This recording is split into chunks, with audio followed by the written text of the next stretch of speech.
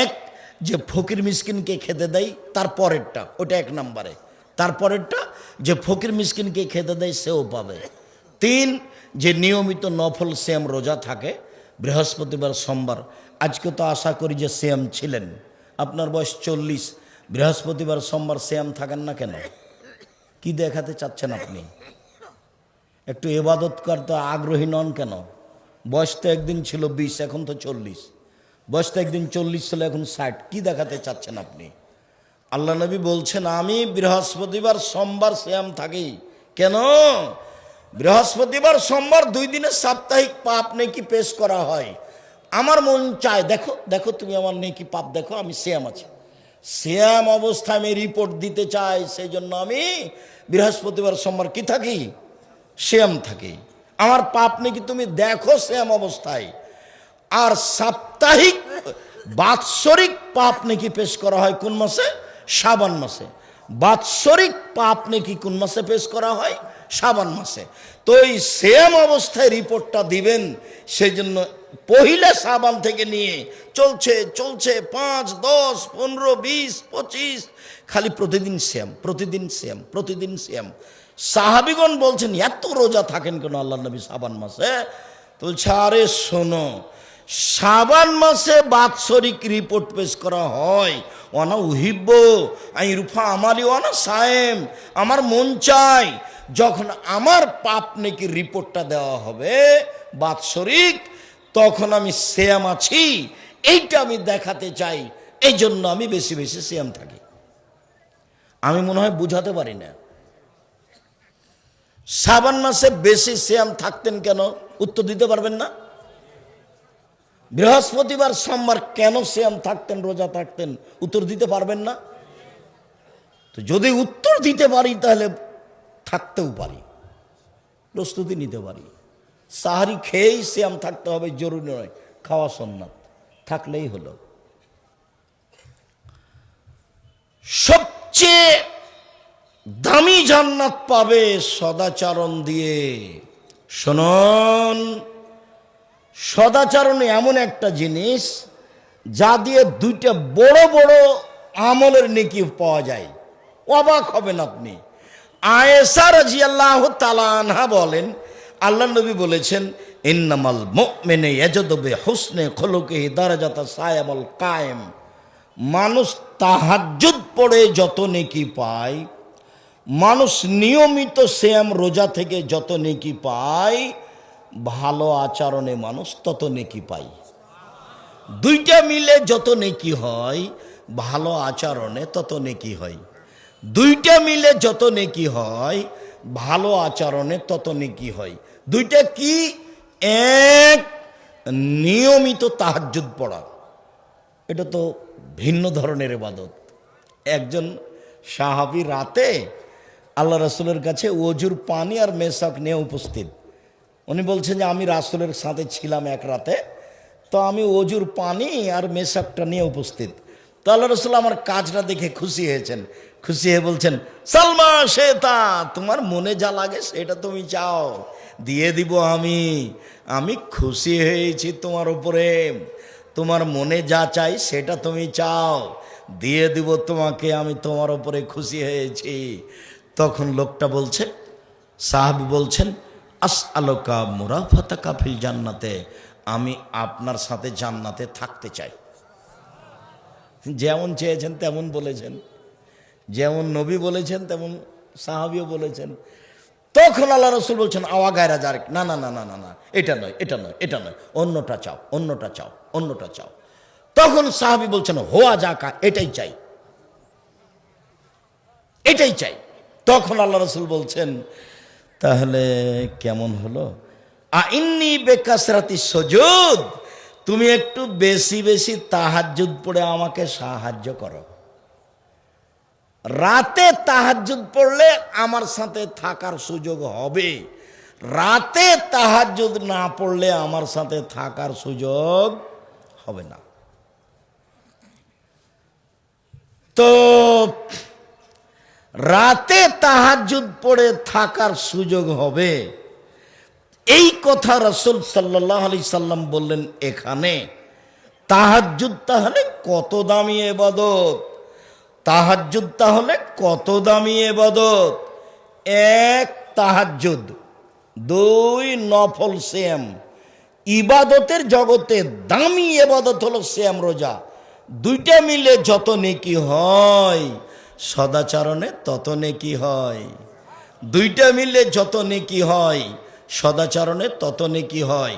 এই ছেলে বসো, তোমার এত ব্যস্ততা লেগেছে, তোমার তো একটা ইতস্তবোধ লজ্জাবোধ থাকা দরকার। কয়েক মিনিট থামেন।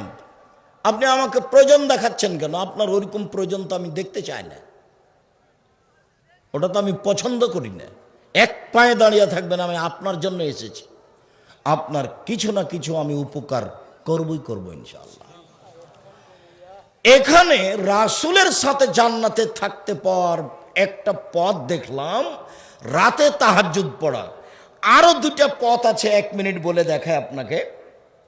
আল্লাহ নবী বলছেন, মান আলা সালাসা বানাতিন, মান আলা জারিয়াতাইনে, কেউ যদি দুইটা মেয়ের লালন পালন করে, দুইটা বেটি জন্ম নিয়েছে, লালন পালন করেছে, শিক্ষা দিয়েছে, শিষ্টাচার শিখে দিয়েছে, তাহলে সেই বাপ আর আমি জান্নাতে একসাথে থাকব। দিয়ে ওয়াসারাবি সাবাবা আলস্তা দাম্মা বাইনাহুমা, মধ্যমা এবং তর্জনী দিয়ে ইশারা করলেন আর বললেন, দেখো এই যে জমা হয়ে আছে, ওই দুইটা মেয়ের বাপ আর আমি মুহাম্মদ সাল্লাল্লাহু আলাইহি সাল্লাম জান্নাতে একসাথে থাকব। আরেকটা কথা এখানে আছে, সেটা হলো এই, আল্লাহ নবী বলছেন, কে যদি এতিমের লালন পালন করে, এতিম, জামিয়া সালাফে প্রায় 5000 ছেলে মেয়ে পড়াশোনা করে।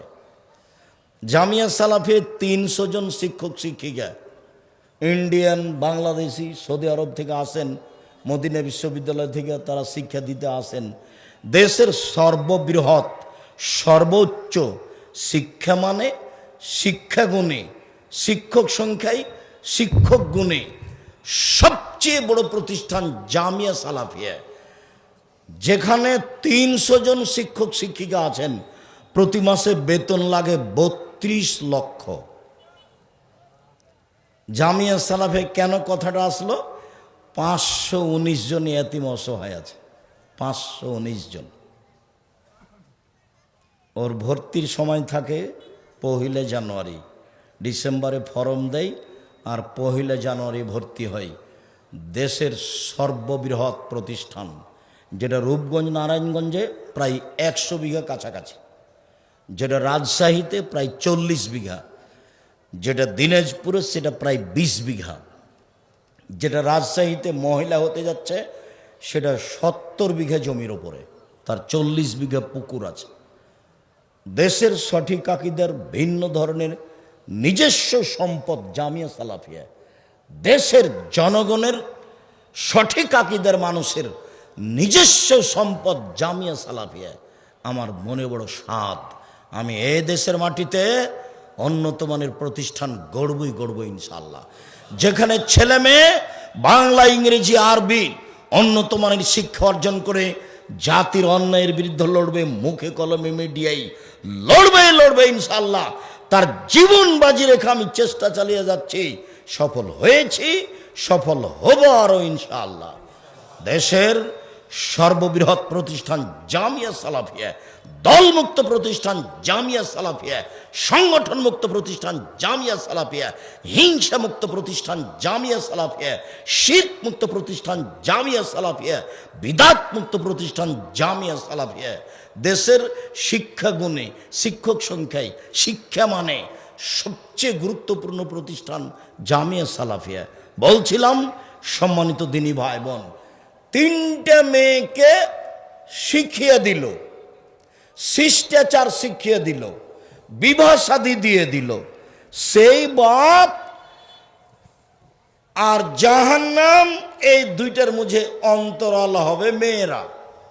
ওইদিকে থাকবে জাহান্নাম আর এদিকে থাকবে বাপ, আর মধ্যে থাকবে মেয়েরা।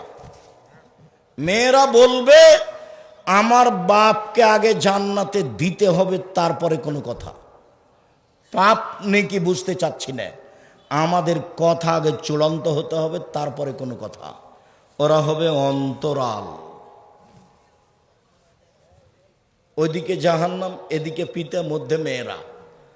একটা মেয়ে হলে দাদি বলে ডিপিএস খুল, দুইটা মেয়ে হলে বলে কি করবি, দুইটা গাভী নে, মেয়ের বিবাহ দিবি না। তিনটা মেয়ে হলে দাদি নানি খালা ফুফু সবাই বলে বউ তালাক দিয়ে দে। মানে কারো স্বভাব একটু ভালো নয়, ধর্মকর্ম কেউ বুঝেও না। দুঃখিত, 1 মিনিট। যখনই আল্লাহ রাসূল মেয়েদের লালন পালনের কথা বলেছেন, তখন 3টে কথা বলেছেন। 1, বিদ্যা শিখিয়ে দিল। 2, শিষ্টাচার শিখিয়ে দিল। 3, বিবাহ শাদী দিয়ে দিল। তখন মেয়ের বাপ আর আমি জান্নাতে একসাথে, এভাবে। আর কেউ এতিমের লালন পালন করলো, এতিম, তখন সেই মালিক এতিমের আর আমি জান্নাতে, তখন এভাবে একটু ফাঁকা, ফারাকা বাইনাহুমা। হ্যাঁ, ওই এতিমের লালন পালন করেছে, নবীর সাথে জান্নাতে থাকতে পাবে, তবে একসাথে নয়। আমি মনে হয় বুঝাতে পারি না কথা নাকি? এতিম লালন পালন করে নবীর সাথে থাকা যাবে, তবে একটু ফাঁকা। আর মেয়ের লালন পালন করলে একসাথে, মানে জমা, জমা বাইনাহুমা। আল্লাহর মেয়ে দুটাকে মিলিয়ে দিয়েছে। 10টা ছেলেকে যদি মাস্টার ডিগ্রি পাস করান, 1 পয়সা লাভ হবে না। পড়াবেন কেন? জন্ম দিয়েছেন এই জন্য, ওটা তো জিম্মেদারি। যদি না পড়ান, মানুষ না করেন, তাহলে চাপের নবগঞ্জের ভাষাতে আমও গেল, ছালাও গেল, কাঁদতে কাঁদতে 2 চোখও গেল, তখন সব কিছুই হারালো। তার মানে ওই ছেলের যাবতীয় অন্যায়ের জন্য আপনি দায়ী, ওই ছেলের যাবতীয় অন্যায়ের জন্য আপনি দায়ী। ছেলেকে লেখাপড়া শিখাবেন, মানুষ করে গড়ে তুলবেন, ওটা পিতা হিসেবে জিম্মেদারি পালন করবেন। আর মেয়েকে লালন পালন করবেন জান্নাত পাওয়ার জন্য। এত বড় সুবিধা কোনো ছেলে দিয়ে হবে না, কোনো জাতি দিয়ে হবে না। বলছিলাম সদাচরণ। সম্মানিত দিনী ভাই বোন, একটা ইবাদত, 2টা নেকি। তারপরে আরো শোনেন, অবাক হতে হবে। রাসূল সাল্লাল্লাহু আলাইহি ওয়াসাল্লাম বলেন, কেউ যদি বয়স বাড়াতে চায়, 50 বছর আল্লাহ বয়স দিয়েছে, আমি 80 বছর বাঁচব, আমার দাবি, আমি 80 বছর বাঁচতে চাই। 1, 2, কেউ যদি রুজি বাড়াতে চায়, টাকা পয়সা যা আছে তার চেয়ে আল্লাহ বেশি করে দেখ, তাহলে সদাচরণ। এবার আল্লাহ রাসূল শোনেন, আল্লাহ রাসূল বলছে, মান সাররাহু, যে চায়, আইয়ুবসাতা লাহু ফি রিজকিহি, তার টাকা পয়সা বেশি করা হোক, ওয়ায়ুনসাউ ফি আসারিহি, তার বয়স বেশি করা হোক, ফাল এসল রাহমাহু, তাহলে সে যেন সদাচরণ করে। ভালো আচরণ, ভালো আচরণ কি জিনিস? খুবই কঠিন। এখনই যদি আপনার রিক্সা আর একজনের রিক্সার সাথে লেগে যায় না, আর যদি একটু বুঝেন দোষ তার, তাহলে আপনি একবারে ধুয়ে ছেড়ে দেবেন। এই বক্তব্য করে হাতে হাতে হারিয়ে যাবে এখনই। আর যদি দেখেন বাড়িতে গিয়ে বউ যা রান্না করেছে তো লবণ বেশি হয়ে গেছে, 10টা না বললে আপনি থাকতে পারবেন না। আপনার স্বভাব খারাপ হয়ে আছে আগে থেকে। স্বভাব ভিন্ন জিনিস। 1 মিনিট, এই ছেলে একটু শোনো তো, স্বভাব দেখায় কি জিনিস, আদাত অভ্যাস, স্বভাব কি জিনিস। আল্লাহ নবী বলেছেন, নিতে হবে দিতে হবে ডান হাতে, খেতে হবে ডান হাতে, পেশাব পায়খানা পানি খরচ করা ছোঁচা এগুলা কাজ কি দিয়ে? বাম হাতে। খারাপ জিনিস ধরতে হবে বাম হাতে। তো মিশরে আব্দুর রহিম করছিল, ফিলিস্তিনিদের খাওয়ার দিচ্ছিল, তো একটা প্যাকেটে করে আছে দেওয়া, একটা করে প্যাকেট, অনেকগুলি মহিলা পুরুষ এসেছে, তারা প্রায় সবাই মাস্টার ডিগ্রি পাস, উচ্চশিক্ষিত মহিলা পুরুষ। এখন আমি যতবার দিচ্ছি খালি বাম হাতে নিচ্ছে, যতবার দিচ্ছি বাম হাতে নিচ্ছে। তা আমি বন্ধ করলাম, বন্ধ করে আমি বললাম যে আল্লাহ নবী ডান হাতের কথা বলেছেন, এইভাবে ডান হাতে নিতে হবে, বাম হাত শয়তান খায়, বাম হাত শয়তান ব্যবহার করে। তো আমি যখন বললাম, তখন আমার মনে হলো যে আমি যা বুঝেছি তারা আমার চেয়ে বেশি বুঝলো, তারা হচ্ছে আসল আরবি। ফিলিস্তিনের লোক, তারা হচ্ছে আসল আরবি। সব নবীর বাড়িঘর ওই ফিলিস্তিনে। দেখেন একটু পড়ে যদি বই থাকে, আবদুল্লাহর বইটা, বক্তব্যের শেষে দেখবেন ফিলিস্তিন আবদুল্লাহ, ফিলিস্তিন আবদুল্লাহ, তাহলে বিস্তারিত বুঝতে পারবেন ফিলিস্তিন হলো নবী রাসূলের ঘর বাড়ি, থাকার জায়গা, কবরস্থান। তারাই মূল আরবি। তা আমি যখন রাসূলের কথাগুলি হাদিস অনুবাদ করলাম, তখন তারা ঠিকই বুঝলো, মনে হলো যেন আমার চেয়ে বেশি বুঝেছে। এবার যখন আবার দেওয়া শুরু করলাম, বাম হাতে নিল, বাম হাতে নিল। বলেন তো কেন? অভ্যাসে আছে, ওটা টিকতে পারছে না, অভ্যাসে আছে। মানুষ অভ্যাসের দাস। এমনিতে বউকে গালি দিয়ে অভ্যাসে আছে, অথচ আল্লাহ রাসূলকে সাহাবীগণ বললেন, আল্লাহর নবী, স্ত্রীরা আমাদের কাছে কি পায়? ওরা যে আমাদের সাথে সংসারে থাকে, বাড়িঘর ঠিকঠাক করে, রান্না বান্না করে দেয়, সুবিধা অসুবিধায় থাকে, তো আমরা তাদের কি কি করতে পারি? তারা আমাদের কাছে কি পায়?